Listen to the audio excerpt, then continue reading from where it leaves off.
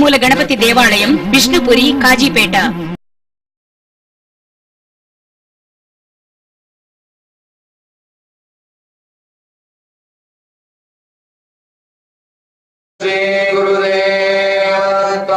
సదానందమహం వందే మదనానంద సంయుతం శ్రీకృష్ణానంద పర్యాప్తం శారదా క్షేత్ర సుస్థితం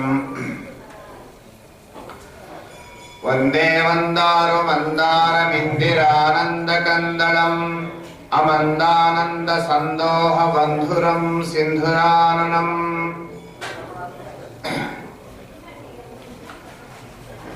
వాగర్థాల్వ సంపృక్తో వాగర్థ ప్రతిపత్తయే జగతః పితరౌ వందే పార్వతీ పరమేశ్వరౌ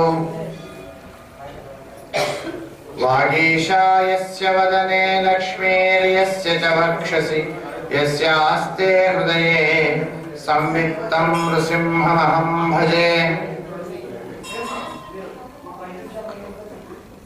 సచ్చిదానంద రూపాయ విశ్వోత్పత్యాది హేతవే తాపత్రయ వినాశాయ శ్రీకృష్ణాయ వయం నమః జ్ఞానానందమయం దేవం నిర్మల స్ఫటికాకృతిం ఆధారం సర్వ విద్యానాం హయగ్రీవముపాస్మహే వినా వెంకటేశం ననాథో ననాథః సదా వెంకటేశం స్మరామి స్మరామి హరే వెంకటేశ ప్రసీద ప్రసీద ప్రియం వెంకటేశ ప్రయచ్ఛ ప్రయచ్ఛ రామాయ రామభద్రాయ రామచంద్రాయ వేధసే రఘునాథాయ నాథాయ సీతాయాః పతయే నమః. అఖిలమైనటువంటి ఆనంద స్వరూపం భాగవత స్వరూపంలో మన ముందు ఆడుతున్నది. కపిల భగవాను జన్మించిన వృత్తాంతాన్ని స్మరించుకుంటూ అంతకన్నా ముందున్న ఒక రెండు వృత్తాంతాలు మళ్ళీ మీకు గుర్తు చేసుకుంటూ ముందుకు వెళ్ళిపోయారు. బ్రహ్మదేవునికి కనుబొమ్మలు ఉడిపడితే రుద్రుడు అవతరించాడు. ఆ రుద్రుడు 11 మంది రుద్రుడు. మనం రుద్రుని యొక్క స్మరణ చేసుకుంటూ ముందుకు వెళ్ళాలి. 11 మంది ఏకాదశ రుద్రుడు అనుకున్నాం, కానీ వాళ్ళ పేర్లు ఒకసారి చెబుదామనిపించి కొంచెం వెనక్కి వచ్చాను. ఏకాదశ రుద్రుడు బ్రహ్మదేవుని యొక్క ఏ స్థానం నుంచి ఆవిర్భవించినారు, తర్వాత ఆ రుద్రుడి భార్య పేరేమిటి, ఇవి నేను చెప్తాను. రుద్రుడి పేరు మన్యువు, భార్య పేరు ధీ, పుట్టింది హృదయం. రెండవ రుద్రుడు మనువు, భార్య పేరు ధృతి, పుట్టిన స్థానం ఇంద్రియాలు. మూడవ రుద్రుని పేరు మహినసుడు, భార్య పేరు ఉషణ, పుట్టిన స్థానం ప్రాణాలు. నాలుగవ రుద్రుని పేరు మహాన్ అనే రుద్రుడు, భార్య పేరు ఉమా, పుట్టిన స్థానం ఆకాశం. తర్వాత రుద్రుడు శివుడు, భార్య పేరు నియుతి, పుట్టిన స్థలం వాయు.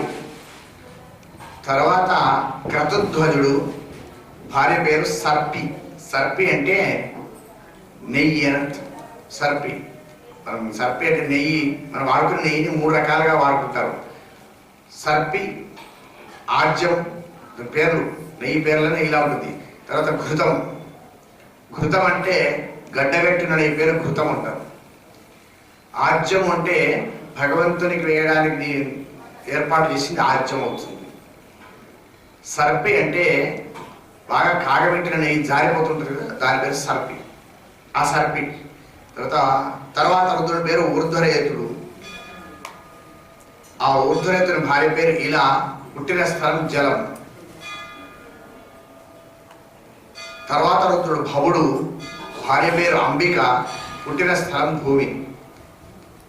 తర్వాత కాలుడు ఇరావతి, పుట్టిన స్థలం సూర్యుడు.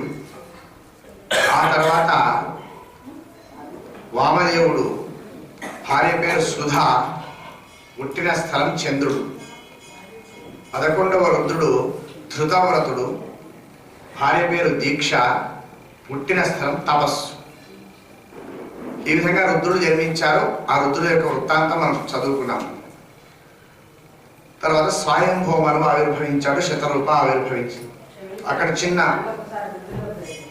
అమ్మా రుద్రుడు సరిపోతారా? మొత్తం చెప్పాను. మన్యువు, మనువు, రెండవ రుద్రుడు మనువు, 3వ రుద్రుడు మహినసుడు, 4వ రుద్రుడు మహాను, 5 శివుడు, 6 క్రతుధ్వజుడు, 7 ఊర్ధ్వరేతుడు, 8 భవుడు, 9 కారుడు, 10 వామదేవుడు, 11 ధృతవ్రతుడు. ఆ స్వయంభూమను శతరూప జన్మించిన తర్వాత చిన్న వృత్తాంతం ఉంది. చిన్నదే కానీ పెద్ద వృత్తాంతం. మీరు సంతానాన్ని అభివృద్ధి చేయండి అని చెప్పినాను.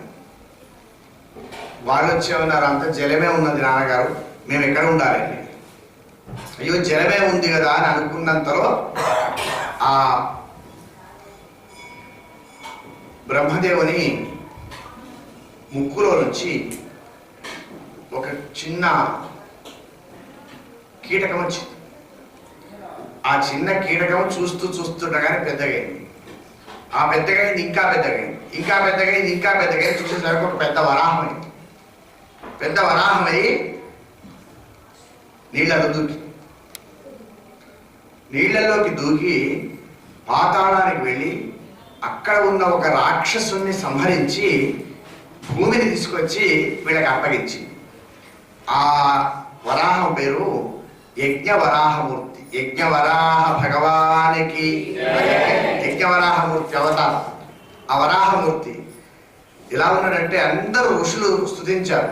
సలలిత వేద శాస్త్రమయ సౌకరమూర్తి ధనర్చుచంద్ర సాతలము నుండి వెల్వడు సుధారత నుదారతమేను విదుర్పద చటోచ్చలితములైన బిందువుల సాధుత పూజన సత్యలోకవాసులమకు మేము దొగి పరిశుద్ధి వహించితి మయ్య మాధవ. ఆయన సముద్రంలోకి వెళ్ళి భూమిని తీసుకొచ్చిన తర్వాత ఇక విధించుకున్నాడు. విధించుకుంటే నీళ్ల చుక్కలు పడి 7 లోకాలు పవిత్రమైపోయినాయి. అంత పెద్ద వరాహమూర్తి. ఆ పెద్ద వరాహమూర్తి భూమిని తీసుకొచ్చి ఇచ్చాడు.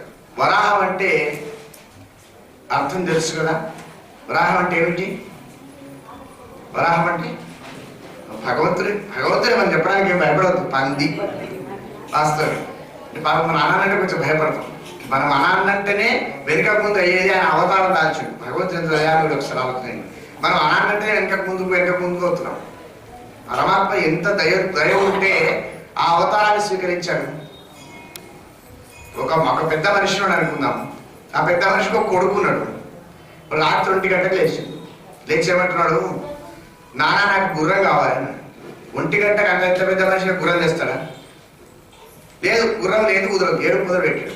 భార్య ఆడున్నది, ఏమండి ఏదో అడ్జస్ట్ చేయకపోయినారు. ఏం అడ్జస్ట్ చేయాలి? వాడు రాత్రి 1 గంటకు గుర్రం అడుగుతున్నాడు. ఏదో కొంచెం సేపు అడ్జస్ట్ చేయండి. బాగా ఆలోచన చేసి, నాయన నేను గుర్రం, నువ్వు నాకు కూర్చోరా అని. ఆమె చెప్పలేక చెప్పిందంట, మీరే గుర్రం అండి, ఇంతకంటే గుర్రమే ఉంది. ఆమె గుర్రం అయ్యాడు. ఆ మీద కూర్చున్నాడు కొడుకు. చలి గుర్రం, చలాకి గుర్రం అంటున్నాడు. మరి ఎంత పెద్ద కలెక్టర్, పెద్ద ఆఫీసరే, కానీ ఏం రావం. రాత్రి 2 గంటలకు గుర్రం ఇవ్వడు. నేను మీద కూర్చున్నాడు.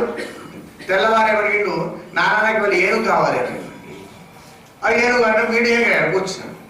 3వ రోజు ఏమడిగాడు, నాన్న నాకు పంది కావాలి అంటే వీపు పరగొట్టినాడు లేచి. అది ఏనుగంటే ఒప్పుకున్నాడు, గుర్రం అంటే ఒప్పుకున్నాడు, పంది అంటే మాత్రం చెప్ప పరగొట్టి. అంటే మామూలు కొడుకు గురించి అన్ని చేయగలిగినటువంటి తండ్రి కూడా నువ్వు పంది అంటే ఒప్పుకోలేదు. కానీ భగవంతుడు చూడండి, ఆలోచన చేయండి, మనం రక్షించడం కోసం ఆ వరాహమూర్తితోనే ఆయనకు మరణం ఉంది కాబట్టి వరాహమూర్తిగా వచ్చాడు. అంటే పరమాత్మ ఏం చెప్తున్నాడు, ఎంత నీచ జన్మ అయినా కూడా అందులో నేను ఉన్నాను, నన్ను చూడాలి, అంతేగాని అసహించుకోకూడదు అని చెప్పడానికి వరాహం మూర్తి. వరాహం అంటే ఇది వరం అంటే గొప్పది, వరం అంటే గొప్పనైనది, అహం అంటే దినం రోజు. ఏది గొప్పనైన రోజు? భగవంతుని నామస్మరణ చేసుకున్న రోజు గొప్పనైన రోజు. మిగతా రోజులన్నీ పనికిరావు. భగవంతుని నామస్మరణ చేసిన దినము నిజంగా దినము, లేకుంటే తద్దినము. అంటే భగవన్ నామస్మరణ చేయకపోతే తద్దినమే రోజు. ఇంకేముంటుంది, భగవన్ నామస్మరణ చేయాలి. అందుకని పరమాత్మ నామస్మరణ చేసిన రోజే వరాహము, వరణీయమైన అహము వరాహం. ఆ యజ్ఞవరాహమూర్తి ఆవిర్భవించాడు. అనగానే పరీక్షిత్ మహారాజు లేడు. అయ్యా, ఈ వరాహమూర్తి ఎందుకు పుట్టినట్టు? ఆ ఉన్న రాక్షసులు ఎవరు? సృష్టి ఇప్పుడే మొదలైందని చెప్పినావు, ఉన్న రాక్షసులు ఎవరు? ఏమన్నా కథాకమామీష్ ఉందా అన్నాడు. ఈ నేను చెప్పబోయే వృత్తాంతము శ్రీమద్ భాగవతంలో 3 సార్లు ఉంటుంది. నేను ఇప్పుడు ఒకటేసారి చెప్తాను. బ్రహ్మదేవుని మానసపుత్రుడు సనక, సనందన, సనత్ కుమార, సనత్ సుజాతులు. వీళ్ళు నివృత్తి మార్గంలో ఉన్నారు. ప్రవృత్తి మార్గం అంటే సంసారము, నివృత్తి మార్గం అంటే సంసారాన్ని వదిలిన మార్గం. అనివృత్తి మార్గంలో ఉన్నారు వాళ్ళు. నివృత్తి మార్గంలో ఉండి నిరంతర బ్రహ్మానుసంధానంతో తిరుగుతుంటారు. వాళ్ళు ఒక్కసారి ఈ సనక, సనందన, సనత్ కుమార, సనత్ సుజాతులు వైకుంఠలోకానికి వెళ్ళారు. వైకుంఠం ఎలా ఉంటుంది? చాలా గొప్పది. ఎక్కడైతే భేదభావం ఉండదో అది వైకుంఠం. భేదభావం ఉంటే ఊరుకుంటాం, ఇంకేం లేదండి, ఏముండదు. భేదభావం ఉందని ఏమీ ఉండదు. కాబట్టి భేదభావం లేని చోటు పేరు వైకుంఠం. అంత సమత్వం ఉంటుంది, చక్కగా ఉంటుంది, అది వైకుంఠం. వైకుంఠానికి వెళ్ళారు. 7 దర్వాజాలు ఉన్నాయండి. భగవంతుడు విష్ణుమూర్తి దర్శించుకోండి, 7 దర్వాజాలు దాటాలి. 7వ దర్వాజ దాటి 8వ దర్వాజ దగ్గర పరమాత్మ ఉంటాడు. సనక, సనందన, సనత్ కుమార, సనత్ సుజాతులు, ఈ సనకాదులు అంటారు వీళ్ళు, 6 దర్వాజాలు దాటారు. 7వ దర్వాజ దగ్గరికి వచ్చేసరికి అక్కడ 2 ఉన్నారండి పక్కన గేట్ కీపర్స్, జయుడు, విజయుడు. వాళ్ళిద్దరు ఉన్నారు. మీకు పర్మిషన్ లేదని లోపలికి వెళ్ళడానికి. ఎందుకు వరడు? ఏకాంతములో ఉన్నారు పరమాత్మ, అమ్మవారు ఉన్నారు అక్కడ, కాబట్టి మీరు వెళ్ళడానికి వీల్లేదు. ఇప్పుడు అంటే మాకు అటువంటి నడవయండి, మేము మహామునులము, ఎవ్వరు మమ్మల్ని ఆపడానికి వీల్లేదు, మేము వెళ్ళడమే, మాకు అడ్డంకి ఉండదు. కాబట్టి ఎక్కడి పడితే అక్కడికి, ఎప్పుడు పడితే అప్పుడు వెళ్ళడానికి మాకు స్వాతంత్రత ఉన్నది, మేము వెళ్ళిపోతాం. లేదు వెళ్ళకూడదు, మాకు ఆర్డర్స్ లేవు, ఎవరిని పంపించొద్దని ఉన్నది. మాట పెరిగింది. వెళదామని వాళ్ళు అంటారు, వద్దని వీళ్ళు అంటారు. ఆపినారు. ఆపినంతలో ఏమయ్యా నీ తాత జాగిర్ అనుకున్నావా? ఓ వెళ్తా ముందుకెళ్తున్నారు అన్నారండి వాడు జయ విజయ్. సనక సనందాదులు ఏమన్నారు? మా తాత జాగిరి కాకపోతే మీ తాత జాగిరా. సనక సనందాదులు ఎవరి కొడుకులు? బ్రహ్మదేవుని కొడుకులు. బ్రహ్మదేవుడు ఎవరి కొడుకు? విష్ణుమూర్తి కొడుకు. ఎవరి తాత జాగిరి చెప్పండి? వాళ్ళ తాత జాగిరి కదా. ఆఫ్టర్ ఆల్ మీరు మా దగ్గర ఉన్న ఎంప్లాయీస్, మా దగ్గర పనిచేసే సర్వెంట్స్ మమ్మల్ని ఆపుతారా అని. ఏమో అంటే ఆర్డర్స్ అట్లున్నాయి. ఆర్డర్స్ ఏం లేదు. మమ్మల్ని ఆపినావు, ఇంత నివృత్తి మార్గంలో ఉన్న మమ్మల్ని మీరు ఆపినారు కనుక మీరు భూలోకంలో జన్మించండి అంటే శాపమించండి. ఇదంతా అయ్యేదాకా చూసుకుంటూ కూర్చుండండి లోపల పరమాత్మ. అయిన తర్వాత ఏమో పంచాయతీ అయితే ఉంది అనుకుంటూ వచ్చినండి. మొదలే వస్తాయి, ఒక 2 నిమిషాల ముందు వస్తాయి, రాలేదు. రాగానే జరిగిన సంఘటన చెప్పారు. అయ్యో ఎంత పని అయిపోయింది, వీళ్ళు నివృత్తి మార్గంలో ఉన్నటువంటి బ్రాహ్మణ ధర్మంలో ఉన్నటువంటి వాళ్ళు, నేను ప్రపంచంలో ఎవ్వరికీ భయపడ కానీ బ్రాహ్మణునికి భయపడతాను అని చెప్పి వాళ్ళ దగ్గరికి వెళ్ళి నమస్కారం చేశాను. విష్ణుమూర్తి నమస్కారం చేసయ్యా, మా భృత్యుడు మా సర్వెంట్ చేసినటువంటి తప్పును క్షమించవలసింది, మా భృత్యవర్గం చేసిన తప్పు క్షమించాలి. ధర్మశాస్త్రం ఏం చెప్తుంది? కొడుకులు తప్పు చేస్తే తండ్రి బాధ్యుడవుతాడు, భార్య తప్పు చేస్తే భర్త బాధ్యుడవుతాడు, శిష్యుడు తప్పు చేస్తే గురువు బాధ్యుడవుతాడు, సేవకుడు తప్పు చేస్తే యజమాని బాధ్యుడవుతాడు. ధర్మశాస్త్రం కనుక యజమాని బాధ్యుడవుతాడు అని ఉన్నది కనుక నా సేవకులు తప్పు చేశారు, నన్ను క్షమించవలసింది అని విష్ణుమూర్తి సనక సనందనుల పాదాలు, అయ్యా నేను దర్శనం చేసుకుందామని వచ్చినాము, కేవలం దర్శనం చేసుకున్నాము, చాలా సంతోషమైంది, మీ అనుగ్రహంతో ఇంత దూరం రాగలిగినాం. వనజదలాక్ష భక్తజన వత్సల దేవ భవత్సుతుండు మజ్జనకుడైన బంకరుహజాతుడు మాకు రహస్యమొప్ప చెప్పిన భవదీయ మంగళ గభీర పరిగ్రహ విగ్రహంబుమే మనయము చూడగంటిమి కృతార్థులమై తగమంటిమి ఈశ్వర. మా నాన్నగారు ఎప్పుడు చెప్తారు, మా నాన్న బాగున్నాడా అని మా నాన్నగారు చెప్తారు. మా తాతగారిని చూద్దాము, రోగానికి ప్రపంచానికంటే ఆయనే హేతు అట, ఆయనే కారణం అట అని వచ్చినాం. దర్శనమైంది, కానీ ఇదంతా ఈ మధ్యలో జరిగిపోయింది. వాళ్ళకి మాత్రం శాపం వచ్చింది. విష్ణుమూర్తి అన్నాడు, శాపాలు అనుభవించాల్సిన పరిస్థితి ఉన్నది. ఏమయ్యా జయ విజయలారా వాళ్ళు ఉడికిపోతున్నారు. ఎందుకు విష్ణుమూర్తి వచ్చి వీళ్ళకి కాలబట్టుకున్నాడు. ఇటువంటి వాళ్ళని ఆడినామా మేము, అయ్యో ఇంత పని అయిపోయింది. కానీ ఆర్డర్స్ ఏమున్నాయి, ఎవరు రావద్దు అని ఆర్డర్స్ ఉన్నాయి. ఆర్డర్స్ ఒబే చేయాలి, కానీ నేను చేసిన తప్పే ఉంది అనుకుంటున్నాను. అయ్యా సనక సనందాల ద్వారా నా సేవకులు తప్పు చేసినారు కాబట్టి వాళ్ళని భూమి జన్మించమన్నారు. బ్రాహ్మణ వాక్యము రిత్తబోవునే, బ్రాహ్మణ వాక్యం వృధా కావడానికి లేదు, తప్పనిసరిగా వాళ్ళు జన్మిస్తారు. సనక సనందాలు అన్నారు, అయ్యా మీకు సూపర్, మీరెవరు సుప్రీం డివైన్ పవర్, మీకు స్పెషల్ అథారిటీ మీరు కనుక సుప్రీం డివైన్ పవర్కు సుప్రీం డివైన్ పవర్ అథారిటీ కూడా ఉంటుంది. దాన్ని మీరు వెనక తీసుకోవచ్చు. ఆర్డర్ మేము అన్నాం, మీరు ఉపసంహరించుకునే వీలు మీకున్నది. లేదండి, ప్రపంచంలో ఎవరి మాటలైనా ఉపసంహరించుకుంటాం, కానీ బ్రాహ్మణుని మాత్రం వాక్యాన్ని మాత్రం వెనుకకు తీసే శక్తి నాకు లేదు. ఏమైనా రిలాక్సేషన్స్ ఇవ్వగలుగుతారా, అవి నువ్వే చూసుకో, రిలాక్సేషన్ ఇవ్వచ్చినా సరే. నేను అప్పుడు వీళ్ళు అడిగారు జయ విజయులు, ఏమండి జయ విజయులారా, నేను నా సేవకులు మీరు తప్పు చేయలేదు అని. వాళ్ళ కళ్ళకు నీళ్ళు వచ్చినాయండి. యజమాని మీరు తప్పు చేయలేదని యజమాని గుర్తిస్తే సేవకుడు ఆనందపడతాడు. తప్పు చేయలేదు, కానీ బ్రాహ్మణుని వాక్యం వృధా పోవద్దు. కనుక ఒక చిన్న షరతు ఉంది, దాంట్లో మీరు ఏది అంగీకరిస్తే దానికి 7 జన్మలు నా భక్తులై జన్మిస్తారా, 3 జన్మలు నాతో పంచాయతీ పెట్టుకొని విరోధులై జన్మిస్తారా? ఆలోచన చేశారు వీళ్ళు. 7 జన్మలంటే ఒక్కొక్క జన్మ 100 సంవత్సరాలే, 700 సంవత్సరాలు. ఏ భక్తులై 700 సంవత్సరాలు ఏడ్చేదానికన్నా తిట్టుకుంటూ 300 సంవత్సరాలు అవి మనం వెంటనే రావచ్చు. త్వరలో మన భగవంతుని యొక్క సేవలో లీనం కావచ్చు అనుకొని, మాకు 7 జన్మలతో ఓపిక లేదండి, మాకు 3 జన్మల్లోనే విముక్తి కావాలి ప్లస్ అన్నాడు. ఏమి మీరు ఎలాగో మేము మీ మాట విని చేసినామనేటువంటి ఈ డ్యూటీ చేసినామని పూర్తి నమ్మకంతో ఉన్నారు కనుక మాకు చిన్న వరం ఇవ్వండి. ఈ 3 జన్మలు నేను తిట్టుకుంటే బతుకుతాం, కానీ మీ చేతిలోనే నాకు మాండం కావాలి. అది కూడా ఎక్కడికి పోవాలి, మా తిట్ల స్థాయి తారస్థాయి పోయినప్పుడు మనం కావాలి. మొదలు ఒక్కసారి తిట్టగానే చంపదు, తారస్థాయి పోయిన తర్వాత చంపాలి. అంత దూరం ఓపిక పట్టి చంపాలి. మాతో పాటు నువ్వు కూడా పుట్టాల్సి ఉంటుంది కదా. శాంక్షన్ చేసింది, మీరు జన్మించండి, నేను వచ్చి మిమ్మల్ని నిర్జిస్తాను, మీరు వైకుంఠానికి చేరుకోవాలి. ఇక్కడ ఒక సనక సనందాదుల దగ్గర ఒక నిమిషం ఆగుదాము.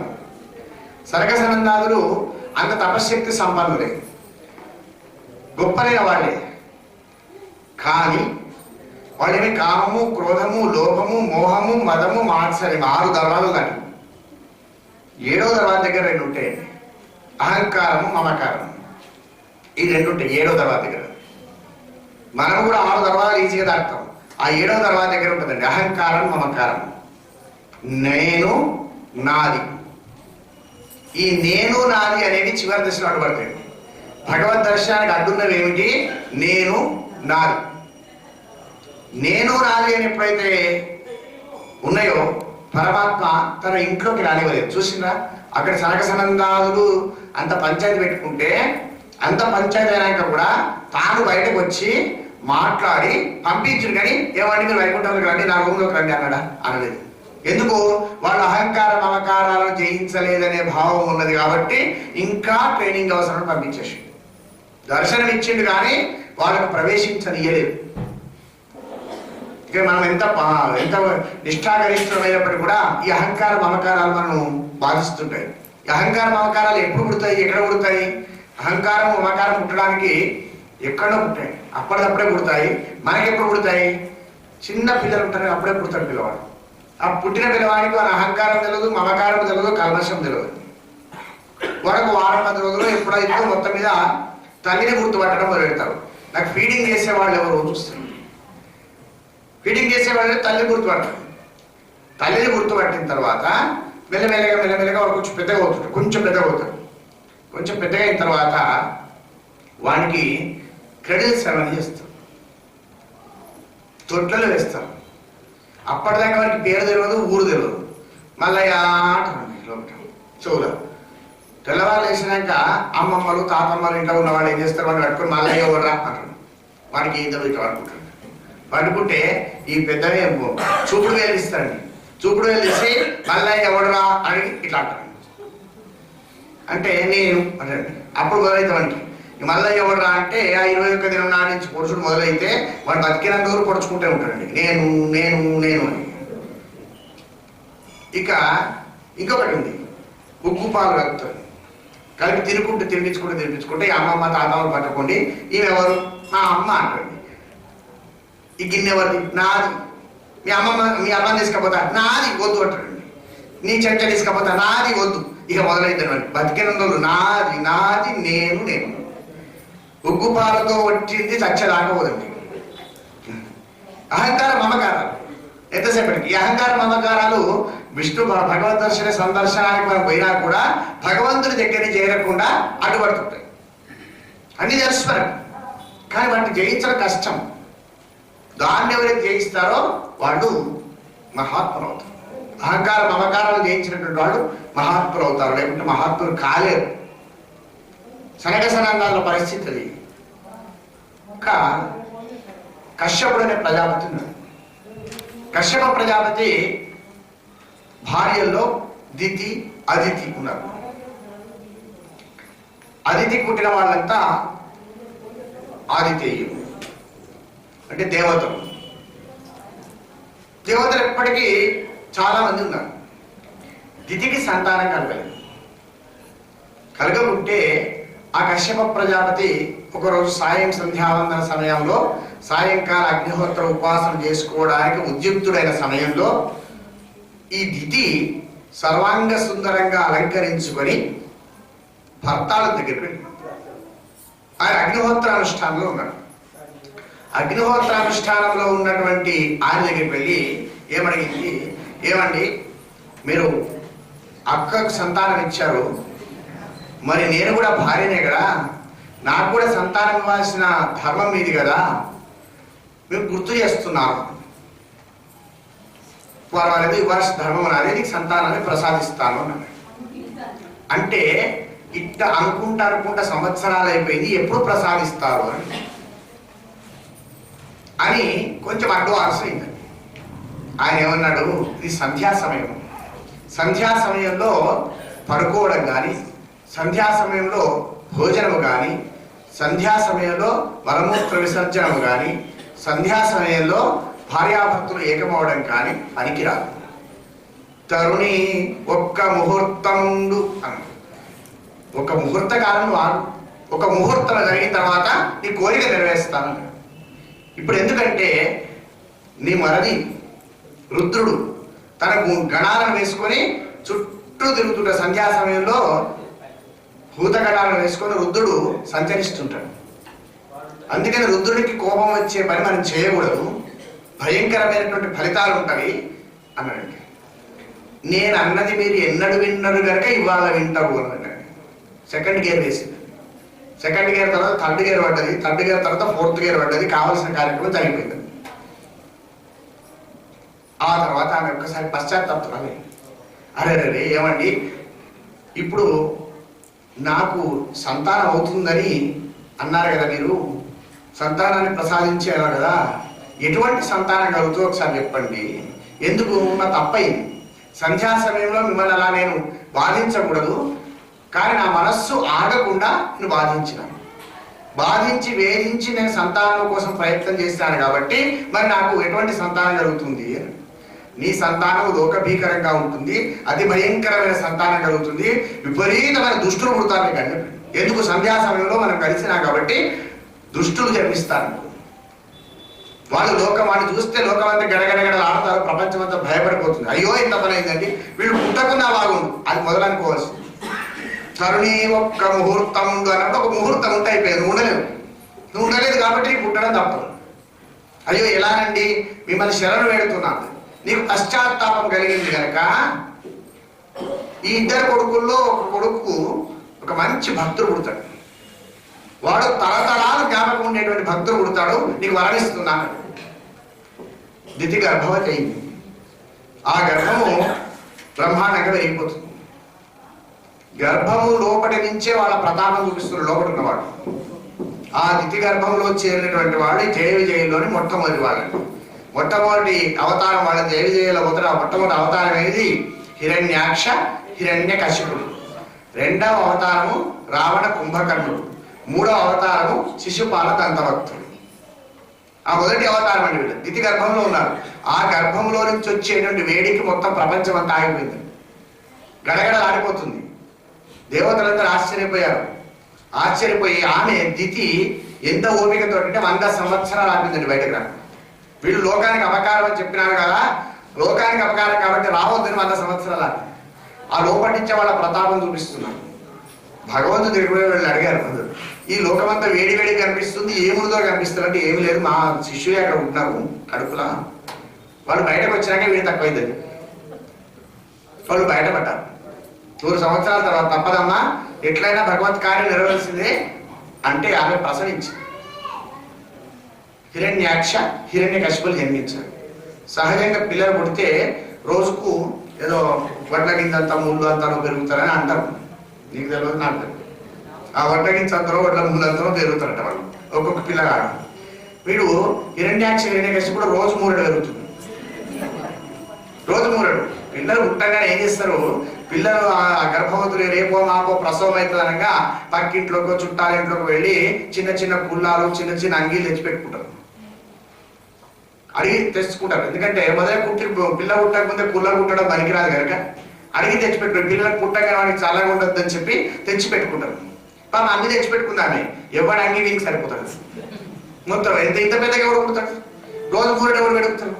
ఎన్ని పుట్టి సమర్పయాలు లేదు, రోజు 3 ఆ విధంగా పెరిగిపోతున్నారు. పేద భయంకరమైన భీకరాకారాలతో తయారయ్యారు హిరణ్యాక్షుడు హిరణ్య కశిపుడు.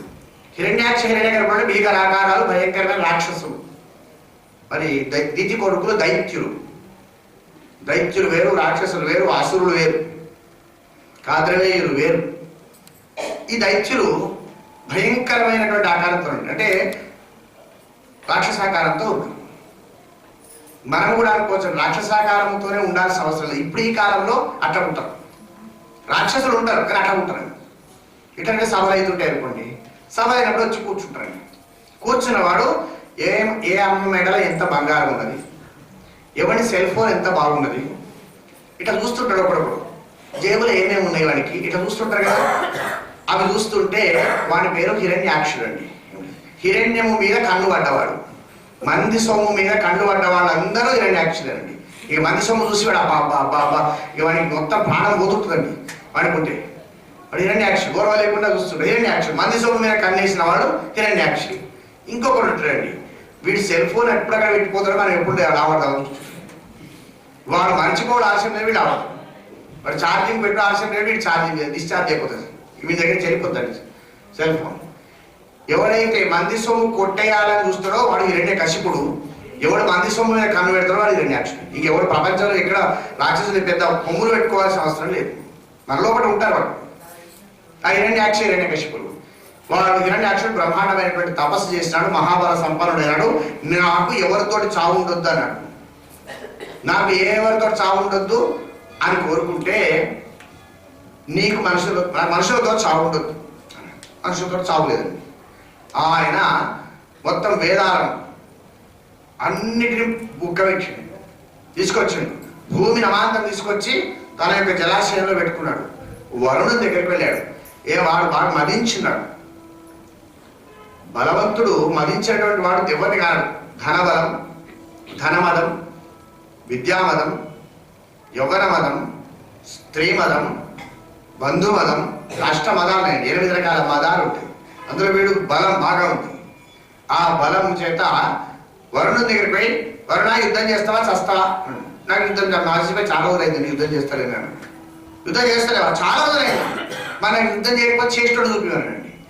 ఆయన చూసి బాగా ఆలోచన చేసి, ఓహో నీకు నేను కుదరదు, నీకు చేయడానికి ఒకడు ఉన్నాడు అని వైకుంఠంలో ఉంటాడు పోమన్నాడు. వెతికి వచ్చిందండి, దొరకలేదు. అంతలో ఈయన వరాహ అవతారం దాచి వచ్చినాడు. వరాహ అవతారం దాచి వచ్చి ఆ హిరణ్యాక్షుణ్ణి నిర్జించి వేసినాడు. యజ్ఞవరాహ భగవానికి. ఆ విధంగా వరాహమూర్తి పృథ్వీని, వేదాలను సముద్ధరించాడు. హిరణ్యాక్షుడు మరణించాడు. తర్వాత మనం ప్రొద్దున చదువుకునే వృత్తాంతం. కర్దమ ప్రజాపతి, దేవహూతి ఇద్దరు వివాహం చేసుకున్నారు. వాళ్లకు 9 మంది అమ్మాయిలు జన్మించారు. తర్వాత ఒక అబ్బాయి జన్మించాడు. ఆ అబ్బాయి పేరు కపిలుడు. కపిల మహర్షి జన్మించాడు. కపిల మహర్షికి పేరు పెట్టే సమయానికి బ్రహ్మాది దేవతలందరూ వచ్చినారు. వస్తూ ఆ స్వయంభూమనువు బ్రహ్మదేవుడు కలిసి ఒక 9 మంది ఋషులను తీసుకొచ్చారు. వెంట తీసుకొచ్చి వీరి క్రెడిల్ సర్మన్లా వాళ్ళకి మ్యారేజ్ చేసేసిందండి. ఈ నామకరణ మహోత్సవం ఎటైతుంది కపిల భగవానునికి, ఆ 9 మంది అక్కడికి పెళ్లి చేసింది. ఎవరు? మరీచి అనేటువంటి మహర్షికి కళ అనేటువంటి అమ్మాయిని ఇచ్చారు. 9 మందికి 9. అత్రి మహర్షికి అనసూయని ఇచ్చారు. అంగిరస మహర్షికి శ్రద్ధాదేవిని ఇచ్చారు. పులశ్చునికి హవిర్భువ అనే ఇచ్చారు. పులహ మహర్షికి గతి, క్రతు మహర్షికి క్రియ, భృగు మహర్షికి ఖ్యాతి, వశిష్ఠ మహర్షికి అరుంధతి, అధర్వణ మహర్షికి శాంతి. ఇవన్నీ యజ్ఞానికి సంబంధించిన పేర్లు. అంతర్గతంగా చూసుకుంటే యజ్ఞము, వెలుతురు, జ్ఞానము వాటికి సంబంధించిన పేర్లు ఇవన్నీ. ఒకరికొకరి 2 కలిస్తే జ్ఞానం అవుతుంది, 2 కలిస్తే కాంతి అవుతుంది, 2 కలిస్తే యజ్ఞం అవుతుంది. ఇక 9 మందికి వివాహం చేశారు. వివాహం అత్యంత బ్రహ్మాండంగా వివాహం అయిపోయింది. 9 మంది పెళ్లిళ్ళు అయిపోయాయి. ఎంత ఈజీగా చేసేసాం చూడండి పెళ్లిళ్ళు. ఇప్పటి వాళ్ళే లేకుండా, కష్టం లేకుండా చేసినారు. భగవంతుని విశ్వసిస్తే వివాహం అంత ఈజీగా అవుతుంది. భగవంతుని విశ్వసించకపోతే మన ప్రయత్నంతో చేసే వివాహాలు సక్సెస్ కావు. తర్వాత ఆయన వెళ్ళి 100 చుట్టాలు వెళ్ళిపోయారు. కర్దమ ప్రజాపతి కపిలుడి దగ్గర వెళ్ళి కూర్చున్నాడు. దేవదేవ, కొడుకు భావన లేదండి, బ్రహ్మ భావన, భగవద్ భావన నా ఇంట్లో అవతరించినావు నువ్వు, చాలా సంతోషం. నానులందరూ నిన్నేమంటారు? పరిపూర్ణ తమ్ముడు అంటారు. పరిపూర్ణునివి కాదు, పరిపూర్ణ తరుణి కాదు, పరిపూర్ణ తమ్ముడివి. నీకు నమస్కారం చేస్తున్నా. నాకు సన్యాసాశ్రమానికి అనుమతి ఇవ్వాల్సింది. సన్యాసాశ్రమం తీసుకోవడానికి ఎవ్వరి అనుమతి అవసరం లేదు శాస్త్ర ప్రకారం. యదహరేవ విరజేత్ తదహరేవ ప్రవ్రజేత్ గృహాద్వా వనాద్వా అన్నాడు. బ్రహ్మచర్యాశ్రమం నుంచి తీసుకోవచ్చు, గృహస్థాశ్రమం నుంచి తీసుకోవచ్చు, వానప్రస్థాశ్రమం నుంచి తీసుకోవచ్చు. సన్యాసం తీసుకున్నప్పుడు తల్లి ఆజ్ఞ, తండ్రి ఆజ్ఞ, కొడుకు ఆజ్ఞ, భార్య ఆజ్ఞ, ఎవ్వరి ఆజ్ఞ అవసరం లేదు.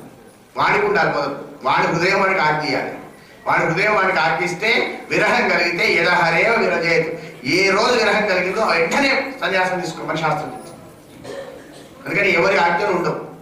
కానీ ఇక్కడ అడుగుతున్నాడు, పుత్ర భావనతో అడగడం లేదండి నేను. మీరు దేవాది దేవుడు కనుక, పరంధాముడు కనుక, నా ఇంట్లో అవతరించినటువంటి పూర్ణ పురుషుడివి కనుక నాకు ఆజ్ఞాపించవలసింది అని చెప్పినాడు. కర్దమా, సన్యాసాస్త్రం తీసుకో, వెళ్ళు, నిరంతరం నన్నే భజిస్తుండు. మోక్షము కూడా నా ముందు, మోక్షం అంటే ఏమిటో తెలియదు, కానీ ఒకసారి నన్ను ధ్యానం చేసుకుంటే నీవు మోక్ష స్వరూపుడే అయిపోతావు, కనుక నన్నే ధ్యానం చేయి అని కపిలుడు బోధించాడు. కర్దముడు సన్యసించి వెళ్ళిపోయాడు. దేవహూతి మాత ఆ కపిల భగవాను దగ్గర ఉన్నది. చాలా రోజులు గడిచింది. ఒకరోజు దేవహూతి కపిల దగ్గర కూర్చొని నాయన కపిల మహర్షి, నాకు ఆత్మతత్వం గురించి తెలియవేయవలసింది అని అడిగింది. తల్లి కొడుకును అడుగుతుంది. కొడుకును తల్లి భావన లేదు అక్కడ. ఆయన మహర్షి, ఆయన మహా ఉత్తముడైనటువంటి దేవుడు, జ్ఞానం. జ్ఞానం అందుకోవడానికి కొడుకు, తల్లి, తండ్రి, భార్య ఉండండి. జ్ఞానం ఉపదేశించే జ్ఞానము ఎవరి దగ్గర ఉన్నా తీసుకోవాల్సిన జ్ఞానం. నేను ఎలా ఉన్నా, నాకు ఓ పరమ పురుష, ఏ ఇంద్రియములు కూడా తృప్తి పడనంతగా ఉన్నటువంటి సుఖాలు నా ఇంద్రియాలు, ఇంకా వేరే వాళ్ళ ఇంద్రియాలు ఎప్పుడు తృప్తి పడకపోవచ్చు, కానీ నా ఇంద్రియాలని తృప్తి పడిపోయింది. విసుగు వస్తుంది నాకు జీవితం అంటే. ఒక్కసారి నేను జ్ఞానబోధ చేయవలసింది. విసుగు వస్తుందా? వస్తుంది, మనకు కూడా విసుగు వస్తుంది. కానీ వెంటనే విసుగు అనేది లేకుండా చేసుకునే ప్రయత్నం చేస్తున్నాను. విసుగు ఎందుకు వచ్చింది అని ఆలోచన చేయకుండా, ఆ విసుగు లేకుండా ఆల్టర్నేట్ సోర్స్ చూస్తున్నాను. రోజు బీరకాయ శాఖ వేసుకుని తిన్నాం, రోజు అనేది తింటున్నాం. విసుగు వచ్చింది, తెల్లవారు ఏం చేసాం, టమాటా తీసుకొస్తారు, కానీ శాఖం బంద్ చేయమని. మనం ఆల్టర్నేట్ సోర్స్ చూసుకుంటాం. టమాటా తీసుకొచ్చుకొని తింటాం, కానీ శాఖం బంద్ చేయం. అంటే ఇంద్రియ సుఖానికి అలవాటు పడ్డాం కాబట్టి ఆ ఇంద్రియ సుఖాన్ని అనుభవించడానికి వివిధ కోణాల్లో ఆలోచన చేస్తుంటాం. ఆమె నాకు ఇంద్రియ సుఖాలు నాకు విసుగొస్తున్నాయి, నాకు ముక్తి మార్గాన్ని చూపవలసింది అంటే కపిల మహర్షి. దీన్ని కపిల గీత అంటారు. సాంఖ్య శాస్త్ర ప్రవర్తకుడు కపిలుడు. సంఖ్యాశాస్త్రము, సాంఖ్యం అంటే రెండు పేర్లు, రెండు అర్థాలు. ఒకటి సంఖ్యల ద్వారా, తత్వాల గణన ద్వారా చెప్పేదాన్ని సాంఖ్యం అంటారు. సాంఖ్యం అంటే జ్ఞానం అనే అర్థం. ఆ జ్ఞాన శాస్త్రాన్ని చెప్తున్నాడు కపిల భగవానుడు. కపిల గీత అంటారు. అమ్మ, భగవంతుని యొక్క పరిపూర్ణ తత్వాన్ని అనుసంధానం చేసుకోవడం పేరే మోక్షము. ఆ యోగాన్ని నీకు చెప్తాను. మనసు ఒకటే, కానీ విషయములందు చిక్కితే బంధం అవుతుంది, వద్దనుకుంటే మోక్షం అవుతుంది. ఇంతే. మన ఏవ మనుష్యానాం కారణం బంధమోక్షయో. మనస్సులో విషయం ఉన్నంతసేపు అది విషమే. విషయం పోయిందంటే విషం పోతుంది, హాయి ఉంటుంది. మనస్సు చచ్చిపోయిందంటే అక్కడ మళ్ళా ప్రవర్తించే వేరుండదు. మీరు బాగా చూడండి, చాలా దగ్గర దోస్తుంటాడు, కలిసిమెలిసి తింటారు, ఒకటే కంచంలో తినేటువంటి వాళ్ళు. కానీ చిన్న అంశం మీద అభిప్రాయ భేదం వస్తుంది. వచ్చిన తర్వాత ఏమైంది, నా మనసు తిరిగింది, వాడి ఇంటికి పోను అంటాడు. చిన్నప్పటి నుంచి కలిసి తిరిగిన వాడి మనసు తిరిగింది అంటే ఇన్ని రోజులు నీ మనసు నిండా వాడున్నాడు, విరిగిపోయింది. విరిగిపోయిందని వాడి 20 ప్రశ్నలు వినలేదు. అంటే మనస్సే ఇన్ని రోజులు కల్పించింది, మనస్సే విరిగిపోయింది. మనస్సే బంధానికి కారణం, మనస్సే మోక్షానికి కారణం. అమ్మ, భక్తి యోగం ఉంటే ఒక యోగి యోగ మార్గము ద్వారా ఎన్ని సాధిస్తాడో భక్తి యోగం ద్వారా అన్ని సాధించవచ్చు. జ్ఞాన మార్గము, కర్మ మార్గము, నిష్కామ కర్మాచరణము, భక్తి యోగం, ఇన్ని యోగాలయమ్మా. ఈ సంసారం ఉన్నది కదా, ఈ సంసారం అనేది పెద్ద తాడమ్మ, పెద్ద పాశం, పెద్ద తాడు. ఈ పాశం తెగిపోయే తాడు కాదు, ఇది ఎలాస్టిక్ తాడు. బాగా ఆలోచన చేయండి, ఎలాస్టిక్ తాడు. ఇట్లా తాగితే ఇట్లా ఉంటుంది. మీరు చిన్నప్పుడు ఆ పిల్లలు ఆడుకుంటారుగా, బాల్ ఇట్లా కట్టుకొని దాన్ని చూడండి ఎంతసేపు చూస్తే ఇట్లా కొట్టేప్పుడు దూరం పోయేటప్పుడు మన విషయాలు దగ్గరికి వస్తారు. అటువంటిదండి సంసారం. వదిలినట్టే ఉంటుంది, వదలండి అవంతా పట్టుకుంటుంది. వదిలినట్టే ఉంటుంది, ఇంకా డబల్ పట్టుకుంటుంది, వచ్చి తాగి పట్టుకుంటుంది గట్టిగా. కొట్టినా వచ్చి పట్టుకుంటుంది. కాబట్టి ఎంతసేపు అయితే ఈ తాడిని దగ్గర పట్టుకొని ఇట్లా వదులుతుంటావో అంతసేపు పట్టుకుంటుందండి. ఇక్కడ వదిలిపెట్టామని ఆగిపోతుంది, రాదు. మనం ఇక్కడ వదలమండి. అసలు విషయం ఏమైంది, ఇక్కడ బాగా ముడేసుకొని ఇట్లా ఆడుకుంటుంది. ఇట్లా ముడేసుకొని వదిలినా ఎక్కడ వదులుతావు, ఇక్కడ గుంజుతున్నావు. డబల్ స్పీడ్తో వస్తుంది. న్యూటన్స్ థర్డ్ లా అప్లికేషన్ అవుతుంది. యాక్షన్ రియాక్షన్ అవుతుంది, వచ్చి డబల్ వచ్చి పట్టుకుంటుంది. అందుకే ఆ పాశాన్ని వదిలాలి, సంఘం లేకుండా అవ్వాలి. సత్సంగత్వే నిస్సంగత్వం, నిస్సంగత్వే సత్సంగం ఉండాలి. సత్సంగం ఉంటే నిస్సంగం అవుతుంది. నిస్సంగం అయితే మోహం పోతుంది. మోహం పోతే నిశ్చలం అవుతాం. నిశ్చలం అవుతే ముక్తి వస్తుంది. ఎంతసేపటి సందేహడోలో ఉన్నట్టు ఉంటే కుదరదు. సందేహడోలు అంటే మీరు చిన్నపిల్లలు ఊపుతారు, తొట్లే వేసి ఊపుతారంటే ఉయ్యాల. ఆ తొట్టెలు వేసి ఉయ్యాల ఊపుతారండి. ఆ ఉయ్యాల అనుకుంటుందట అక్కడికి పోయి ఆగుతా అనుకుంటుంది. అక్కడ ఎందుకు ఇక్కడ ఆగుతా అనుకుంటుంది. ఇక్కడ ఎందుకు, అక్కడ ఎందుకు, అక్కడ ఎందుకు, ఇక్కడ ఎందుకు, ఇటు తిరుగుతుంది, ఇటు ఎందుకు, అటు ఎందుకు, అటు ఎందుకు, ఇటు ఇంత ఆగుదామనుకుని ఎవడో వచ్చి మళ్ళీ కాకపోతుంది, మళ్ళీ ఆగిపోతుంది. సందేహం డోలా ఎప్పుడు ఆగుతుంది చెప్పడు, అది ఎప్పుడు ఆగాలి? దానంతరం ఆగుదామనుకున్నప్పుడు ఎవడో వచ్చి ఇట్టాడు. ఆ సందేహ డోల యొక్క మనస్సు ఉన్నంతసేపు సంసారం పోనేపోదు. అమ్మ డోలాయమాన స్థితి నుంచి బయటకు రా. డోలాయమాన స్థితి నుంచి వస్తే నీకు ఆత్మతత్వం అని పడుతుంది. కానీ అమ్మ పరమాత్ముని సమస్త ఇంద్రియాలను పరమాత్ముని యందు లగ్నం చేయడం పేరే భక్తి. భక్తి అంటే లేదు, నీకు ఉన్నటువంటి కరచరణాది అవయవాలు, జ్ఞానావయవాలు అన్ని భగవంతుని యందు లీనం చేయడం పేరే భక్తి. ఇంకొకటి ఏమీ లేదు. నన్ను భక్తితో ఆరాధించేవాడి నన్ను చేరుతాడమ్మా. తల్లి నీకు తత్వాలు చెప్తాను. ఈ తత్వాలు చాలా మంది చాలా రకాలు చెప్పినానమ్మా.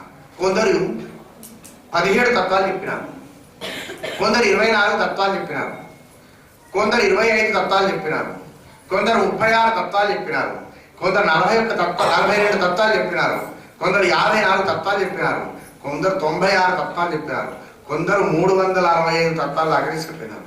అమ్మ ఎన్నున్నాయి? 24 తత్వాలు అనేది ప్రధానమైనది. ఆ 24 తత్వాలు ప్రధానమైన తత్వాలమ్మా. ఆ 24లో దీన్ని 24 వరకు ఉంటే నిరీశ్వర సాంఖ్యం అంటారు. 25వది కలిసిందనుకోండి శేశ్వర సాంఖ్యం అంటారు. 25 తత్వాలు ఉంటే శేశ్వర సాంఖ్యం అంటారు. అమ్మ ఇవన్నీ ఉండని, తత్వాలన్నీ ఉండని. యోగం అనేది కూడా ఉంటుందమ్మా. ఆ యోగం గురించి చెప్తాను. యోగం 2 రకాలు, సబీజము, నిర్బీజము. నిర్బీజ యోగము, సబీజ యోగము. భగవద్గీతలో చెప్పిందంతా నిర్బీజ యోగం. నిష్కామ కర్మాచరణ యోగ మార్గం ద్వారా భగవద్గీతలోని సాంఖ్య యోగం ఉంది కదా, ఆ సాంఖ్య యోగం అంతా నిర్బీజ యోగం. దాన్ని అనుసరించడం కష్టం. మనకి ఎదురుగా ఉన్నవాడికే సేవ చేయలేము, అంతగా ఉన్నవాడిని చూసుకొని చేయమంటే వాడించాలి కదా. ఆలోచన బాగా మనము సగుణోపాసన నిర్గుణోపాసన లాంటిది. సగుణోపాసన చేయడానికి మనకు చేత కాదు. నిర్గుణోపాసన ఏం చేస్తుంది చెప్పండి? ఆయన ఇష్టం వచ్చింది పెట్టి దండం పెట్టి నేను ఒప్పుకుంటాను గణపతినండి మనం పెడుతున్నామా? ఇష్టం వచ్చింది ఒక పండు తీసుకొచ్చి పెట్టాలి. నీ ఎవరున్నా 10 రూపాయలు ఉన్నాయి, 10 రూపాయలకి పండు కొనుక్కొచ్చి పెడతావా? 10 రూపాయలు పెట్టుకోవడం, 1 రూపాయి పెట్టుకుంటాం. కొన్న తర్వాత కూడా ఏం చేస్తావు? ఆ పండు తీసుకుపోయి అయ్యగారు పండు తెచ్చినా దేవుడు చూపించి నాకు దేవుడు చూపి మనకే ఇవ్వాలి. మనం నిజంగా మనం పెట్టిన పండు పెట్టినట్టు దేవుడు తింటే ఎవడు పెట్టదు. అస్సలు ఎవడు తీసుకురా, ఆపు తీసుకురాకపోదు, ఏం తీసుకురా అయ్యా అక్కడ అన్నీ ఇక్కడే ఉన్నా అను. కానీ ఇక్కడ తీర్చి కూడా కొబ్బరికాయ తీసుకొస్తారు. కొబ్బరికాయ తీసుకొచ్చినప్పుడు ఏముంటుంది? ఈ కొబ్బరికాయని తీసుకొస్తున్న భగవాన్ పెద్ద చిప్ప అటువలు కాదు, చిన్న చిప్ప ఇటువలు. చిన్నది అయ్యగారికి పోవాలి, పెద్దది నాకు రావాలి. ఈ దండం పెట్టుడే ఇక్కడ నుంచి స్టార్ట్. కాబట్టి దీనికి సగుణోపాసనలో కూడా ఇన్ని వ్యత్యాసాలు మనం చేస్తాం. పుష్పాలు తీసుకొస్తాం. ఎటువంటి పుష్పాలు తీసుకొస్తాము? పక్కింట్లో మాట్లాడి అక్క బాగున్నా అక్కడ పూజ దొంగతనం చేసిన పుష్పాలు నువ్వు తెచ్చే సగుణోపాసన చేస్తే మనం చేస్తావా? ఎదురుగా కనబడే మూర్తికే, మనకు కనబడే మూర్తికే సరిగ్గా అలంకరించలేము. నిర్గుణ పరంధామ నిర్గుణ తత్వం చేయాలంటే అంతా పీసిడతాను ఉంటుంది. ఆలోచన చేయండి. అమ్మవారికి పూజ చేస్తారు.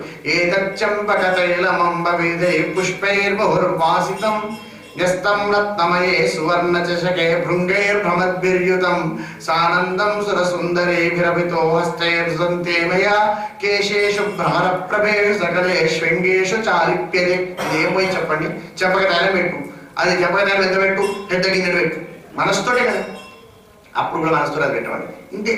ఉషసి మాగద మంగళగాయ అది ఆ అమ్మవారికి కూడా అర్థం కదా, వాళ్ళు నేనేమిరా వీడు అనుకుంటున్నాను. దాన్ని కూడా స్థాయి కదా. ఉషసిమాగధ మంగళగాయనైర్ జడితి జాగృహి జాగృహి జాగృహి అతి కృపార్థ కటాక్ష నిరీక్షణై జగదిదం జగదంబ సుఖీ గురు.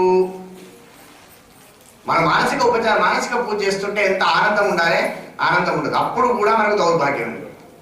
మనం ఎదురుగా ఉన్న దేవునికి పూజ చేయలేము. పోని మనసుతో చేస్తే అమ్మ భగవంతుని మనసుతోటి పూజ చేస్తున్నాం. మనసుతో పూజ చేసేటప్పుడు ఒక లారీ కొబ్బరికాయలు కొట్టండి. ఏమైంది? పైసలు పెట్టేది లేదు, కొట్టండి. అది కొట్టాం. పుష్పాలు తీసుకొచ్చాం. సహస్రనామార్చన నేను మనసుతోటి అమ్మ 1వ పుష్పం సమర్పయాన్ని తీసుకుని మా తల్లి కాళ్ళ దగ్గర పెట్టుకో. అమ్మ 2వ పుష్పం సమర్పయాన్ని ఇంకొకటి పెట్టుకో తల్లి. 3వ పుష్పం చేయమంటే అది కూడా 3 నిమిషాలు అయిపోయి మహాకాళీనమా పాద పూజ, చౌరాకి జగ పూజ, చూసిన ధామ పూజ అయిపోయింది. పూజ గుండు పూజ. నిండు పూజ చేయాలి కానీ గుండు పూజ చేస్తే లాభం అంటే మరి సబీజ ప్రాణాయామం చేయాలా, సబీజ యోగమా నిర్బీజ యోగమా అంటే సబీజ యోగమే చేయడానికి కష్టమైతే నిర్బీజ యోగం దాకా ఎక్కడ పోతుంది చెప్పండి. ఎదురుగా కనబడ్డటువంటి అమ్మ నాన్నకి అన్నం పెట్టలేని వాడు బయట వెళ్ళి అన్నదానం ఏం చేస్తారు చెప్పండి. అందుకే మొదలు అమ్మ నీకు ఆ నిర్బీజ యోగం సంగతి పక్కకు పెట్టు, సబీజ యోగం చెప్తాను. సబీజ యోగానికి ఈ యోగ సాధనకు తనదైన ధర్మాన్ని ఆచరించాలి. వ్యక్తిగత ధర్మం ఉంటుంది ఒకటి. వ్యక్తిగత ధర్మం అంటే మనిషిగా ఒక ధర్మం మానవతా ధర్మం, మొట్టమొదటి ధర్మం. మానవతా ధర్మం మొట్టమొదటిది, వర్ణ ధర్మం రెండవది, ఆశ్రమ ధర్మం మూడవది, నీ యొక్క వ్యవస్థా ధర్మం నాలుగవది. నువ్వు తండ్రివి, తండ్రి ధర్మాన్ని పాటించు. కొడుకు ధర్మాన్ని పాటించు. స్త్రీవి, స్త్రీ ధర్మాన్ని పాటించు. పురుషుడు పురుష ధర్మాన్ని పాటించాలి. బ్రాహ్మణుడు బ్రాహ్మణ ధర్మాన్ని పాటించాలి. నీవు వ్యవస్థాకృతంగా వ్యవస్థాకృతమైనటువంటి ధర్మాన్ని పాటించాలి. నువ్వు గృహస్థ ధర్మాన్ని పాటించాలి. నువ్వు మనిషివి, మానవతా ధర్మాన్ని పాటించాలి. ఇన్ని రకాలు పాటిస్తే తన ధర్మం పాటించడు. నేను వాడు ధర్మాత్ముడు అండి అన్నాడు. వాడు ధర్మాత్ముడు అంటే ఇన్ని ఉంటే ధర్మాత్ముడు, ఒక్కడి పోయినా సున్నా. అమ్మ ధర్మంగా ఉండాలి. ఒక మొదటిది ఆత్మజ్ఞానం కోసం పెద్దలను సేవించాలి. ఇంతసేపటి కూడా అయ్యగారి దగ్గర చాలా మంది వస్తారు. వచ్చిన వాళ్ళు ఎవరన్నా అయ్యగారు గణపతిని ఎట్లా దర్శనం చేసుకోవాలని ఎవరన్నా అడిగినాడు. ఎంతసేపటి నాకు బిడ్డ పెళ్లి కాలేదు, ఏం చేయాలి అయ్యగారు? ఎంతసేపటికి ఇందులో అయ్యగారిని కూడా ఇందులో లాగే ప్రయత్నం చేస్తారు. కానీ ఆలోచించేది ఆత్మజ్ఞానం కోసం ఎవరైనా ప్రశ్నిస్తారు. ఆత్మజ్ఞానం కోసం పెద్దల దగ్గరికి పోవాలి. ఆత్మజ్ఞానం కోసం ప్రశ్నించాలి. తర్వాత గ్రామ్య ధర్మాలు, సంసార సంగమం, గ్రామ్య ధర్మం. ఆ గ్రామ్య ధర్మాన్ని వదిలిపెట్టాలి. వదిలిపెట్టి మోక్షములందు ఆసక్తి పెంచుకోవాలి. సంసారము చేయడం తప్పు కాదు, సంసారంలో ఉండడం తప్పు కాదు. కానీ సంసారమే నేను అనుకోవడం తప్పు. సంసారం చేయండి, సంసారం లాగా చేయండి. పరమాత్మ సేవనే చేస్తున్నానని చేయండి సరిపోతుంది. ఆ విధంగా చేయకపోవడం వల్ల ఉన్న ప్రాబ్లం వస్తుంది.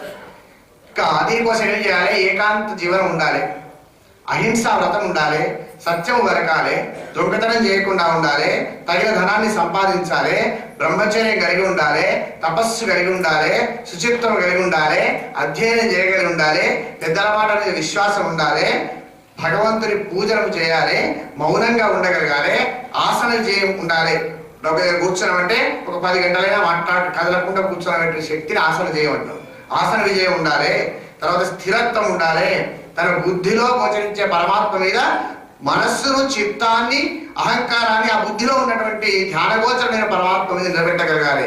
ఈ విధంగా చూస్తే మనస్సు ఈ కుదుటబడి యోగం సిద్ధిస్తుంది. యుంజతే ఇది యోగ. ఆత్మ అనాత్మ పదార్థాల మధ్య వ్యత్యాసం లేకుండా రెండు ఒకటి చేసుకోవడం పేరమే యోగం అంటారు. ఆసనం మీద కూర్చొని పొద్దున చెప్పుకున్నటువంటి ప్రాణాయామము చేసి గాలి తీసుకోవడం పేరు పూరకం, గాలి ఆపడం పేరు కుంభకం, గాలిని వదలడం పేరు రేచకం. గాలి వదిలిన తర్వాత మళ్ళీ గాలి తీసుకునేందుకు మధ్యలో ఉన్నటువంటి ఆ యోగం పేరు రిక్తకం. ఈ 4 విధాలుగా ఎవరైతే పరిపూర్ణత స్థితి సాధిస్తారో వాళ్ళకి యోగం సిద్ధిస్తుంది.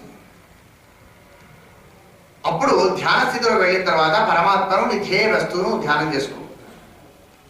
ఛాయాయాం పారిజాతస్య హేమసింహాసనోపరి ఆసీనమంబుతశ్యామం ఆయతాక్షవలంకృతం చంద్రాణం చతుర్బాహుం శ్రీవత్సాంకితవక్షసం రుక్మిణీ సత్యభామాభ్యాం సహితం కృష్ణమాశ్రయ.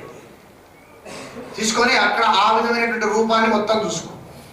ఆ భగవత్ స్వరూపాన్ని ధ్యానం చేసి ధారణ నుంచి ధ్యానానికి ఎలా రావాలి చెప్తాడు. ధారణ అంటే ఏమిటి? ధారణ అంటే పొద్దున చెప్పిన ధారణ అంటే ఏమిటి? Kitchen room. ధ్యానం అంటే ఏమిటి? చక్కెర డబ్బా. అంతే, జ్ఞాపకం ఉంచుకోవాలి. మొత్తం భగవంతుని యొక్క ఛాయాయాం పారిజాతస్య దగ్గర నుంచి మొత్తం ఉండేదంతా ధారణ. దాంట్లో ధ్యానం రావండి. ధ్యానం రావాలంటే మనం పూజ చేస్తుంటే భగవంతుని ధ్యానం ఎక్కడి నుంచి చేయాలి, భగవంతుని పూజ ఎక్కడి నుంచి చేయాలి శాస్త్రంలో. ఎవరు? గృహస్థులు. సన్యాసులు గృహస్థుల పూజా విధానం వేరు ఉంటుంది. గృహస్థులు పూజ చేసినప్పుడు ధ్యానం ఎక్కడ చేస్తారు? సకుంకుమ విలేపనామలిక చుంబి కస్తూరికాం సమందహసితే క్షణాం సశరచాపపాశాంకుశాం అశేష జనమోహినీం అరుణమాల్య భూషోజ్వలాం జపాకుసుమ భాసురాం జప విధౌ స్మరేర్ అంబికాం. అమ్మా అని వదనం నుంచి సకుంకుమ విలేపనం. టిక్లీ పొట్టు పెట్టుకుని అమ్మవారిని పిలిచిన మనం పిలవలేదు, కుంకుమ పెట్టుకుని అమ్మవారిని పిలిచాం. సకుంకుమ విలేపనం, మంచి బ్రహ్మాండమైన కస్తూరి ఉండాలి, అమ్మ కుంకుమ పెట్టుకో, మంచి మందహాసము చేసుకుంటూ నవ్వుకుంటున్న అమ్మా అని ముఖం నుంచి ధ్యానం ప్రారంభం. పూజ ఎక్కడి నుంచి ప్రారంభం కావాలి? మహాకాళ్యై నమః పాదౌ పూజయామి, వారాహ్యై నమః జంఘే పూజయామి, జ్యోత్స్నాయై నమః జానుని పూజయామి, బ్రహ్మాణ్యై నమః ఊరు పూజయామి, బ్రాహ్మ్యై నమః కటిం పూజయామి, వన్యమండల వాసిన్యే పెట్టుకుంటూ కాళ్ళ దగ్గర నుంచి సర్వదేవస్తుతాయ నమః సర్వాణ్యంగాని పూజయామి. ఈ విధంగా పూజ విధానం. అంటే ఒక్కొక్క దాన్ని మనం విడిగా చూడగలగాలి. పూర్తిగా అన్నీ కలిసి చూస్తే ధారణ, విడిగా చూస్తే ధ్యానం. అమ్మ ధారణ చేసి ధ్యానం చేయి. ధ్యానం చేసిన తర్వాత నీ ఇష్టం వచ్చిన చోట ఆ భగవంతుని యొక్క స్వరూపంలో నీ ఇష్టం వచ్చిన చోట నీ మనస్సు ఎక్కడ నిలిస్తే నిలుపు. నిలిపితే ఆ నిలిపిన రూపాన్ని ఎక్కడ నిలుపుతున్నావో బాగా ఆలోచన చేసి ఎక్కడ నిలపాలి? బయట బొమ్మ మీద కాదమ్మా, లోపల ఉండాలి. లోపల ఎక్కడ ఉంటాడు? నీవారశుకవత్తన్వి పీతాభాస్వచ్చనూపమ. దూసం ఒడ్డుంటే ఆ ములు లాగా ఉంటాడు పరమాత్మ, సన్నగా ఉంటాడు. సుశరవం సూక్ష్మం తస్మిన్ సర్వం ప్రతిష్ఠితం. సూక్ష్మమైన దాంట్లో ప్రపంచం అంతా ఉన్నది. ఉన్న సంగతి ఎక్కడ ఉంది? ఎక్కడుంది? మీరు చెప్పిన ఇంతకుముందు మంత్రం పరేణ నాకం నిహితం గుహాయాం విభ్రాజతే తద్యతయో విశంతి తే బ్రహ్మలోకే తు పరాంతకాలే పరామృతాత్పరి ముచ్యంతి సర్వే తత్రాపి దహరం గగనం విశోకః తస్మిన్ యదంతః తదుపస్తతి. మన హృదయం అనేటువంటి గుహలో అక్కడ దహరాకాశం ఉంటుందట. ఈ దహరాకాశం గురించి బాగా రీసెర్చ్ చేస్తున్నారు ఈ మధ్యలో. అది పెద్ద రీసెర్చ్ చేయాల్సిన అంశం కాదు, కానీ రీసెర్చ్ చేస్తున్నారు. ఎందుకంటే ఆ అనుభవైక వేద్యం సూక్ష్మంగా చెప్తారు భగవంతుని యొక్క స్థలం ఎక్కడుంది మన లోపట అని. అంటే మొత్తం అంతటా పరమాత్మ ఉంటాడు, కొంచెం ఎక్కువ తిరిగే వాడు ఎక్కడ ఉంటాడు, అది ఉంటే ఉంటాడు కదా. ఎక్కడ ఉంటాడు అంటే ఇక్కడ మన ఉండేటువంటి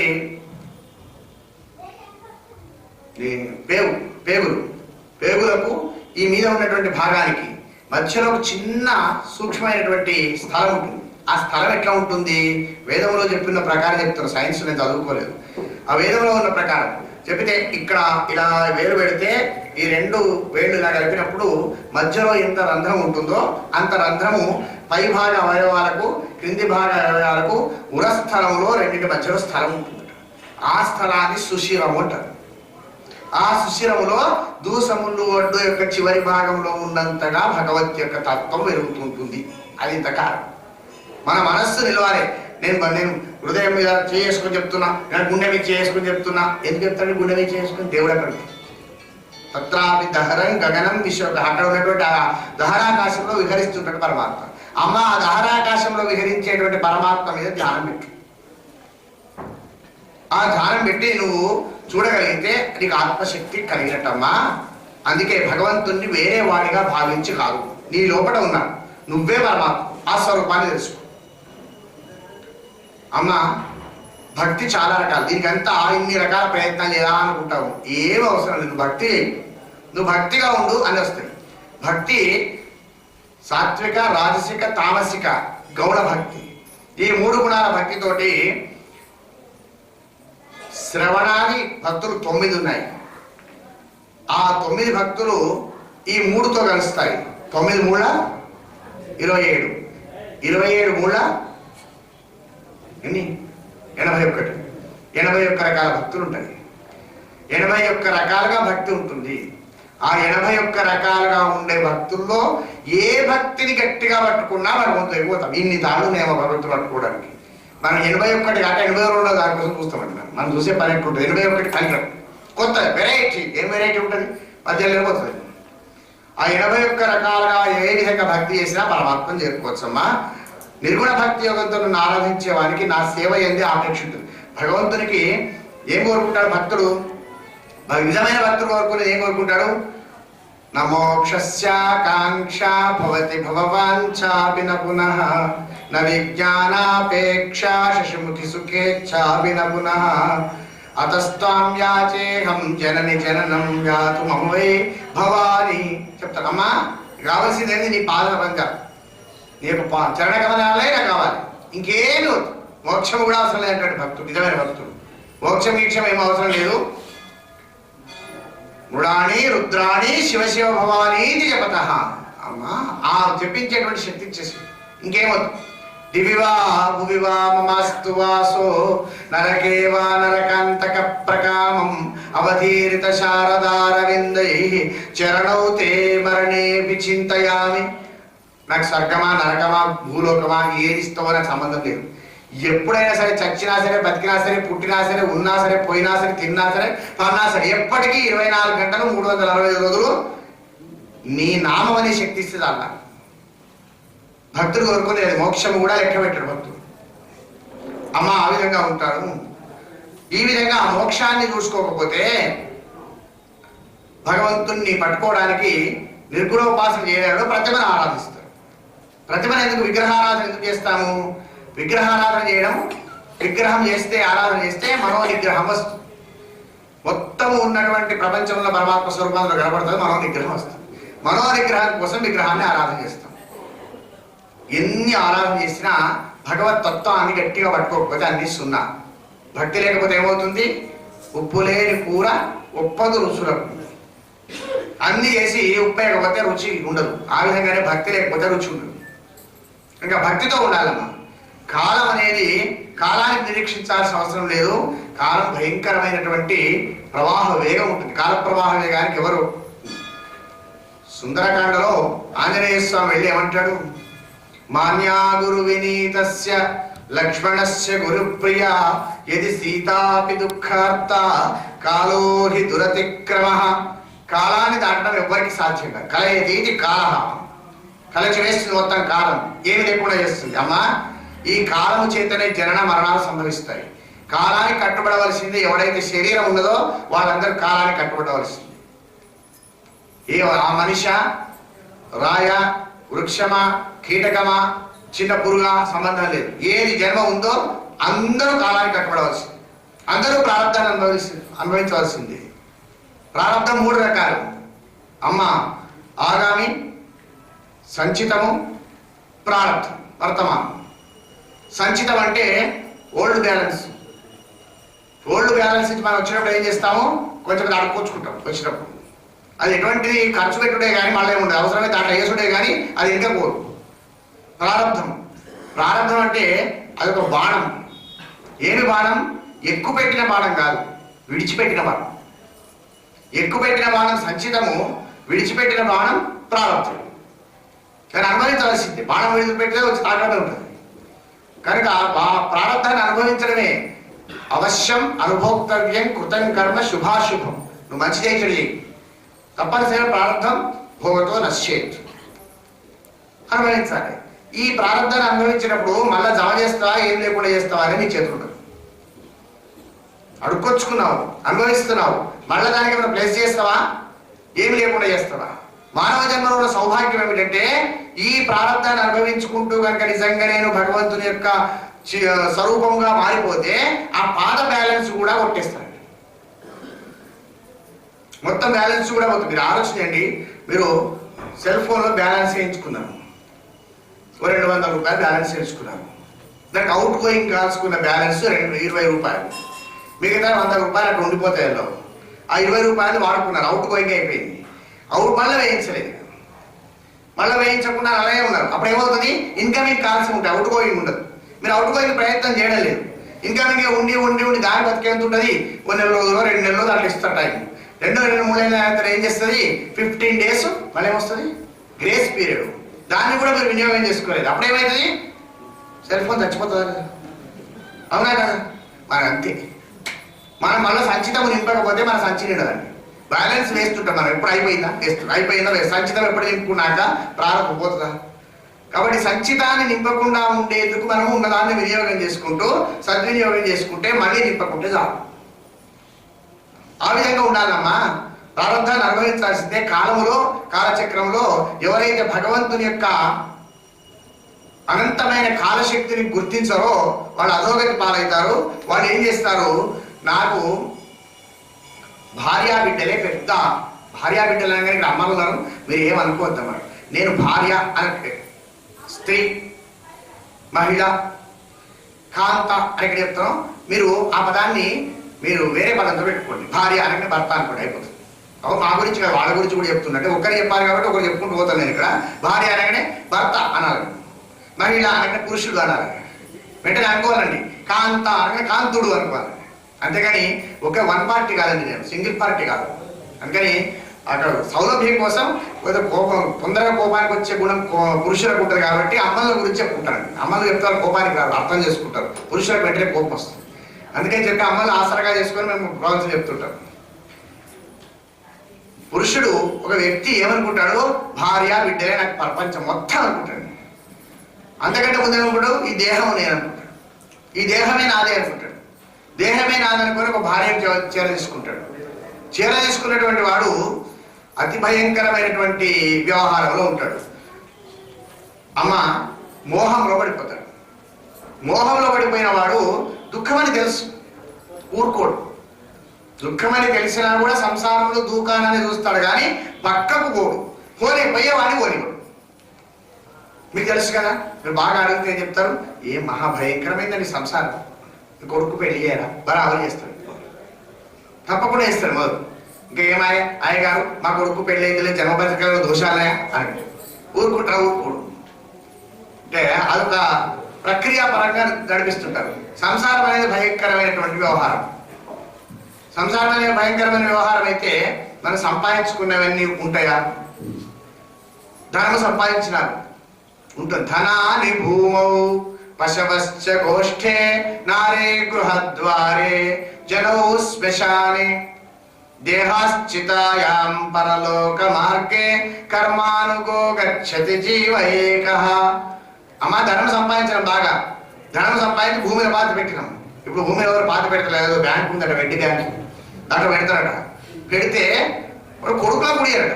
అదేం బ్యాంకు అర్థం కాదు, కానీ ఆ బ్యాంకులో పెడతారట. బిస్సో ఏదో మొత్తం మీద బ్యాంకులో పెడితే ఎవరికి రావడం. ధనాని భూమౌ, సంపాదించిన ధనం ఇవ్వడం తీసుకపోయినా, అలెగ్జాండర్ తీసుకపోయినా పొద్దున మనం చూసినాం కదా, ఏం తీసుకుపోరు, ఉత్తరమే. కాబట్టి ఎవరు తీసుకపోతే ఏం తీసుకుపోరు. చివరి సమయం ఎట్లుంటుందంటే చాలా భయంకరంగా ఉంటుంది. ఆ సంసారం సంపాదించిన వాడిని చివరి భాగంలో బాధించేవాడు చాలా మంది ఉంటుంది. ఆ సంసారం చేసి బాగా సంపాదించుకుంటే, ఎందరిలో మోసం చేసి సంపాదించుకున్న ద్రవ్యం ఉంటుంది. చుట్టూ నిలబడతారండి వాడు చచ్చిపోయటం. చుట్టూ నిలబడి వాడు పోయేటోని కూడా చక్కగా పోయారండి. నా పేరు మీద ఏమైనా రాసినవా అంటాడు. పోయేటోడు వాడు పోతుంటే నా పేరు మీద రాసిన పెట్టుకుంటాడు. ఎవరి బాధ వానికండి, పోయే బాధ వానికి రాయించుకునే బాధ వీనికండి. ఆ మొదటి నుంచి ఇంకా ప్రాణం మనిషి ఉంటాడు, దేహమే నేననుకుంటాడు. దానికి ఎన్ని రకాల నూనెలు పెడతాడు, ఎన్ని రకాల సబ్బులు పెడతాడు, ఎన్ని షాంపూలు, ఎన్ని శాఖలు, ఎన్ని పోషించి దాన్ని తయారు చేస్తాడు. ధనమేమో అలా ఉండిపోయింది, దేహం ఇలా ఉండిపోతుంది. ఈ దేహం ఇంత పోషిస్తే ఈ దేహమైనా మనం ఎప్పుడొస్తా రా. పోనీ సంపాదించుకున్నావు, పశువులు సంపాదించుకున్నావు. పశువులు అంటే మాకు లేవు కదండి, చాలా సంతోషం. పశువులు అంటే ఇది వరకు ఎక్కి తిరిగే గుర్రాలు ఉండేవి, ఇప్పుడు ఉన్నాయి కదా కార్లు, జీబులు, ఇవన్నీ పశువులే అండి. అవి అప్పుడేమైనా గోష్టం అంటే పశుశాల ఉండేది, ఇప్పుడేముంటుంది పార్కింగ్ షెడ్ ఉంటుంది కదా, ఆ పార్కింగ్ షెడ్ లో ఉంటుంది. ఏమో ఆవిడ రోజు బాగా నన్ను బాగా time to time wheel alignment చేయించేది, టైం టు టైం ఆయిల్ పోయించేది, టైం టు టైం నా ఫ్రెష్ చేసేది. నేను కూడా అందుకు పోతా అంటదా, ఏ కారణం అంటదా? ఆ నారాయణ వాసుదేవ శ్రీకృష్ణ గోవింద హరే మురారే హే నాథ నారాయణ వాసుదేవ కృష్ణ భగవానికి, శంకర భగవానికి, జగదంబా మహారాజ్ఞికి, గజానన భగవానికి, మదనానంద సరస్వతీ స్వామి భగవానికి, శ్రీకృష్ణానంద సరస్వతీ స్వామి భగవానికి. ఇట్లు శ్రీ స్వయంభూ శ్వేతార్కమూల గణపతి దేవాలయం, విష్ణుపురి, కాజీపేట. సెల్ 9347080055, 939481088 మరియు 939481088.